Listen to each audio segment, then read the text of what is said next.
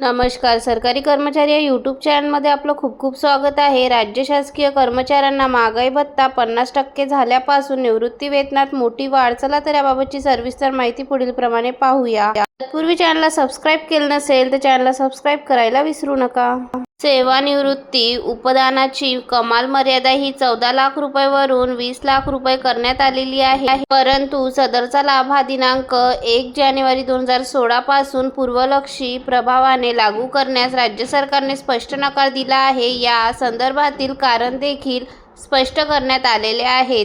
दिनांक 10 ऑक्टोबर 2024 रोजीच्या शासन निर्णयानुसार राज्य सरकारने दिनांक 1 सप्टेंबर 2024 पासून केंद्र सरकारच्या धर्तीवर राज्य कर्मचाऱ्यांना सेवानिवृत्ती उपदानाची कमाल मर्यादा ही 14 लाख रुपयावरून 20 लाख रुपये करण्यात आलेली आहे.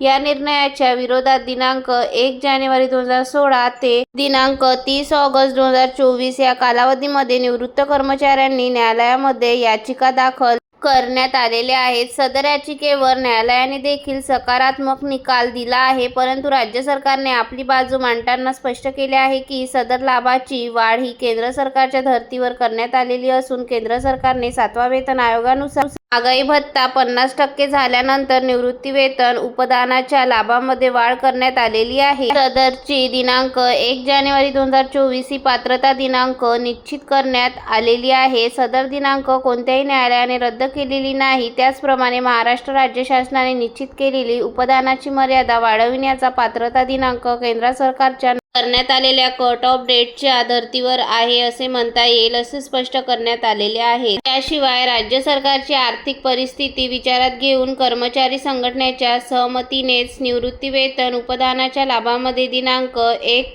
सप्टेंबर 2024 पासूनच वाढ लागू करण्यात आलेली आहे. यामुळे निवृत्ती उपदानाची 20 लाख ही सुधारित मर्यादा दिनांक 1 जानेवारी 2016 पासून पूर्वलक्षी प्रभावाने लागू करण्यास राज्य सरकारने वरील कारणास्तव नाकारण्यात येत आहे असे स्पष्ट करण्यात आले आहे. धन्यवाद.